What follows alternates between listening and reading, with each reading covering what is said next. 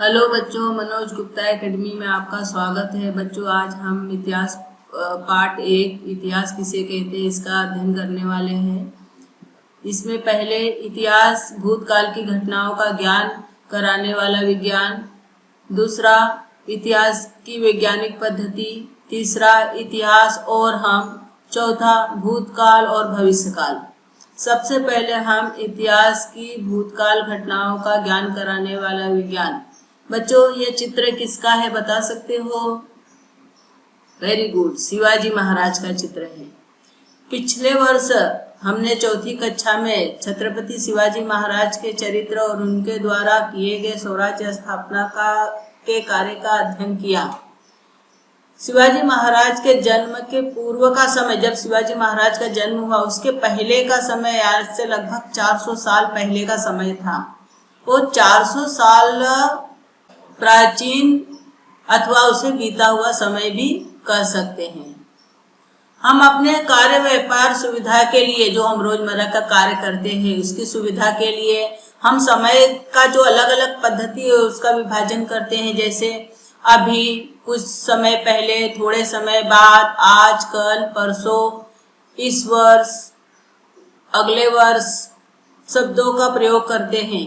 जाने अनजाने में भी मन में समय का गणना करते हैं, जैसे अब, आज, इस वर्ष आदि शब्दों द्वारा वर्तमान का बोध होता है।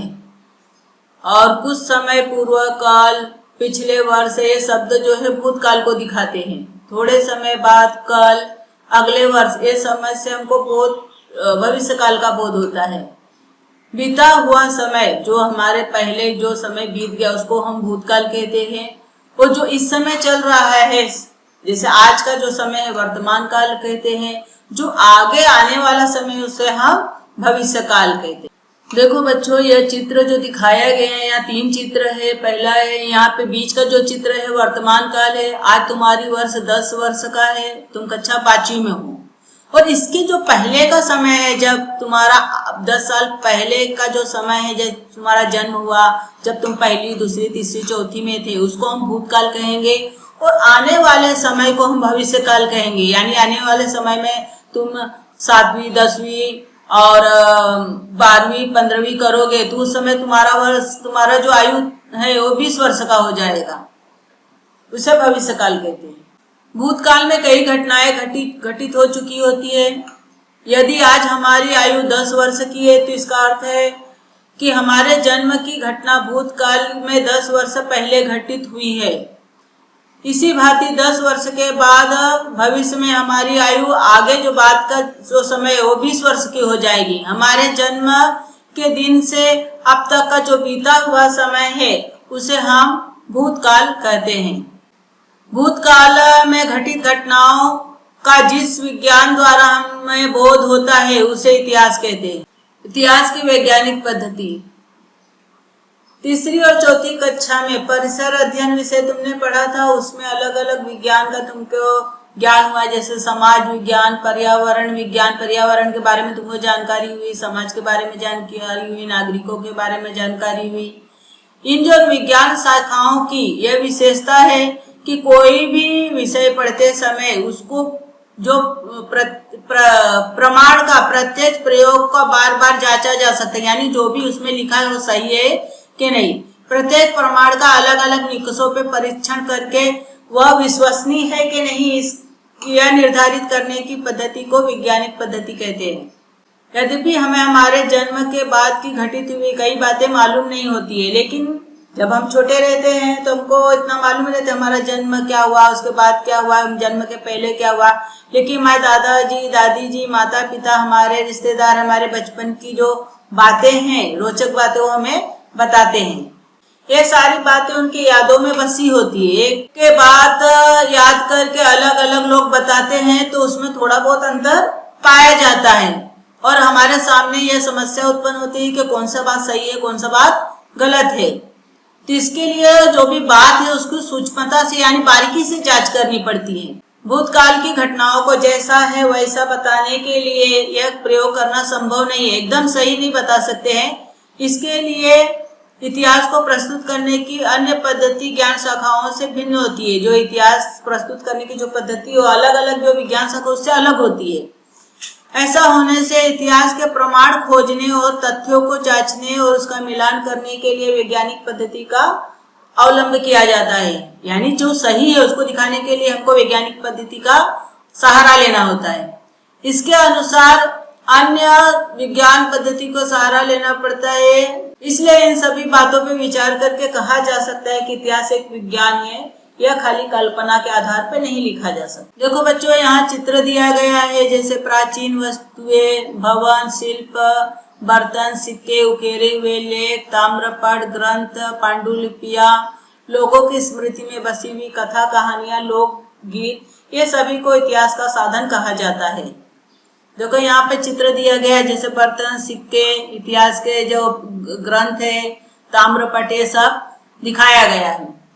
वास्तव में भूतकाल में क्या और कैसे घटित हुआ उसको खोजने के लिए हमको साधनों की जरूरत होती है, क्योंकि सही क्या है गलत क्या है उसकी कड़ाई से जांच की जाती है और जांच में जो सत्य सिद्ध होता है और उस प्रमाण को काल क्रम के अनुसार लिखा जाता है, यही वैज्ञानिक पद्धति है। ऐसा नहीं है कि कुछ भी कहीं से भी उठा के लिख दिया तो इतिहास नहीं माना जाए। इतिहास और हम विज्ञान का अध्ययन करने से हमें अनेक प्रश्नों का उत्तर प्राप्त होता है। जैसे यहाँ पर्यावरण विज्ञान। पर्यावरण विज्ञान में पर्यावरण की हानि, प्रदूषण जैसी समस्याओं पर, जैसे पहले का पर्यावरण कैसा था, एकदम स्वच्छ था, लेकिन आज का पर्यावरण कैसे हो गया, प्रदूषित हो गया, तो उस पर कौन सा उपाय योजना किया जाना चाहिए उसका अध्ययन किया जाता है। वैसे ही प्रत्येक विज्ञान अपने अपने विषय का अध्ययन करता है। जैसे समाज विज्ञान में समाज का अध्ययन किया जाता है और पर्यावरण विज्ञान में पर्यावरण का अध्ययन किया जाता है। इतिहास का विज्ञान में इतिहास का अध्ययन करता है। नागरिक विज्ञान में नागरिक का अध्ययन किया जाता है। इसी प्रकार भूतकाल की इतिहास में भूतकाल की घटनाओं का अध्ययन किया जाता है। व्यक्तिगत और सामूहिक कार्यों के परिणाम स्वरूप मानवीय समाज की उन्नति हेतु पोषक वातावरण का अथवा हानिकर हमारे प्रतिदिन जीवन पर प्रभाव पड़ता है। जैसे किसी गांव के लोग एकजुट होकर एक दूसरे के सहयोग से अपने जिम्मेदारी को पूर्ण करते हैं, तब गांव की उन्नति होती है। देखो यहाँ चित्र दिखाया गया है कि गांव के सभी लोग इकट्ठा होकर बातचीत करें, गांव के विकास के लिए बात करें, तो ऐसे जगह पे गांव का विकास होता है। अगर मान लो इन गांव के लोगों में अगर एकजुटता नहीं होगी तो गांव की उन्नति नहीं होगी, गांव का विकास नहीं होगी, उसमें बाधा उत्पन्न होगी। भूतकाल के मानवीय समाज के आचार विचार और कार्यों के परिणामों की खोज करते हुए इतिहास जो है अनेक प्रश्नों के उत्तर ढूंढता है। जैसे मानव समाज है तो उसका उन्नति के लिए क्या अच्छा है क्या बुरा है अध्ययन करना आसान हो जाता है। इतिहास के अध्ययन में हमें यह भी ध्यान में आता है कि वर्तमान समय यानी आज के समय में हमारा आचरण कैसा होना चाहिए, जिससे हम एक अच्छा भविष्य काल का निर्माण कर सके। बच्चों ये चित्र बता सकते हो किसका है? वेरी गुड, महात्मा गांधी और सुभाष चंद्र बोस का। बच्चों भूतकाल में कुछ महान हस्ती हमारे देश में उनका जन्म हुआ और उन्होंने बहुत ही अच्छा कार्य किया। उन्होंने यहाँ देखो महात्मा गांधी का चित्र है, इन्होंने हमें सत्य अहिंसा का पाठ सिखाया, उपदेश दिया और आज हम अपने जीवन में उसको करके उसका उपयोग करके हमारे जीवन को हम सफल कर सकते हैं। भूतकाल में महान लोगों के चरित्र से हमें स्फूर्ति और प्रेरणा मिलती है। देखो यहाँ सुभाष चंद्र बोस का है, इनके कार्यों से हमें प्रेरणा मिलती है कि मेरे देश के लिए जैसे इन्होंने अपने देश को स्वतंत्र कराने के लिए अपने जीवन का बलिदान दिया, उसी प्रकार हमें भी अपने देश को बचाने के लिए, स्वतंत्र रखने के लिए या उनको आजादी दिलाने के यानी किसी भी क्षण के लिए हमें तत्पर रहना है। इतिहास के माध्यम से हम अपनी और अन्य संस्कृतियों के बीच आदान प्रदान और मानवीय संस्कृति के विकास की यात्रा से अवगत होते हैं। यानी इतिहास से हमको पता चलता है कि हमारा और दूसरी संस्कृति के बीच में जो आदान प्रदान हुआ, आना जाना, उनकी संस्कृति को अपनाना और मानव संस्कृति का कैसे कैसे विकास हुआ, इसकी जानकारी हमको प्राप्त होती है। इसी भांति मानव जीवन पद्धति में किस प्रकार परिवर्तन होते गए हैं, धीरे धीरे कैसे विकास होता गया, उसका भी हमें जानकारी प्राप्त होती है। प्रत्येक गांव, जिला, राज्य और देश का स्वतंत्र इतिहास होता है, यानी अलग अलग इतिहास होता है। हर एक गांव, जिला, राज्य का सबका अलग इतिहास होता है। इसी प्रकार पृथ्वी, पर्वत, जलाशय, प्राणी जगत, इन सभी का अपना अलग इतिहास होता है।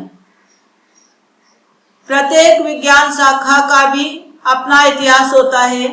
उसके आधार पर मानवीय संस्कृति में महत्वपूर्ण परिवर्तन लाने वाले अनेक वैज्ञानिक आविष्कार और आविष्कारों की जानकारी प्राप्त होती है। भूतकाल और भविष्यकाल। भूतकाल जानते हो ना, जो आज जो समय है उसके पहले का जो समय हो भूतकाल। भविष्यकाल जो आने वाला समय उसे भविष्यकाल कहते हैं। विभिन्न घटनाओं का अखंडित श्रृंखला, अखंडित यानी जिसमें किसी प्रकार का बंटवारा या विभाजन न हो, ऐसी श्रृंखला द्वारा भूतकाल, वर्तमान काल और भविष्यकाल एक दूसरे से जुड़े होते, यानी ये जो भूतकाल, वर्तमान काल, भविष्यकाल हो मतलब एक दूसरे से जुड़े हुए। आज के पहले जो था भूतकाल और आने वाला समय भविष्यकाल, ये सब वर्तमान काल से जुड़े होते हैं। जैसे स्वतंत्रता प्राप्त करने हेतु भारतीयों ने अंग्रेजों के विरुद्ध संघर्ष किया। देखो ये चित्र दिया है, अंग्रेज और भारतीयों के बीच में जो लड़ाई हुई उसका चित्र यहाँ दिया गया है। यह एक ऐतिहासिक घटना है और इसका परिणाम यह हुआ कि 15 अगस्त 1947 को हमारा देश स्वतंत्र हुआ। हम ऐसा भी कह सकते हैं कि स्वतंत्रता प्राप्ति की जो घटना है वो स्वतंत्रता संग्राम का जो कृति है, जो कार्य है, उसका परिणाम है। हमारे आसपास घटित होने वाली अनेक घटनाएं भी ऐसे पूर्व समय में हमारे द्वारा की गई गतिविधियों से जुड़ी है। अतः हमें यह अनुभव होता है कि पूर्व समय यानी पहले के समय में जो की गई कृतियां वो भविष्य काल पर निर्भर करती है। इतिहास का अगर हम अध्ययन करते हैं तो हम यह सीखते रहते हैं कि प्राचीन काल में मनुष्य के आसपास जो भी उपलब्ध सामग्री थी उससे उन्होंने कैसे औजार बनाने के लिए उन्होंने सीखा और अग्नि का उपयोग उन्होंने कैसे किया। देखो यहाँ पे चित्र दिया गया है, आविष्कार किया, अग्नि का आविष्कार किया और हथियार बनाया, पत्थरों का औजार बनाया। आगे चलकर पत्थर को एक दूसरे पे पटक कर चिंगारी उत्पन्न करके उन्होंने कैसे आग की उत्पत्ति की, ये सब यहाँ पर दिखाया गया है। आगे चलकर मनुष्य ने पहिए का आविष्कार किया। पहिए का आविष्कार करने से क्या हुआ, मनुष्य के जीवन को गति मिली और जो मनुष्य का विकास हुआ। मनुष्य के आने वाली पीढ़ियों ने विकसित होती हुई इन बातों में और वृद्धि की। मनुष्य ने जो आने वाली जो पीढ़ी है उन्होंने जैसे जैसे बढ़ते गए वैसे वैसे उनका विकास होता गया। मनुष्य की शारीरिक और बौद्धिक उन्नति के साथ साथ तकनीकी विज्ञान का भी विकास होता गया। यह प्रक्रिया अभी अखंडित रूप से चली, अभी आज भी वो प्रक्रिया रुकी नहीं, वो चलती जा रही है। भूतकाल में हुए आविष्कारों के आधार पर भविष्य और नए आविष्कार करना संभव होता है। इसलिए आज का युग जो है, आज हम बैठ के कंप्यूटर पे सब कुछ कर सकते हैं। आज हम कंप्यूटर चला रहे हैं, जो है पहले के लोगों के जो विकास है उस पर ये आधारित है। अगर पहले का विकास नहीं हुआ तो आज हम कंप्यूटर युग में नहीं होते।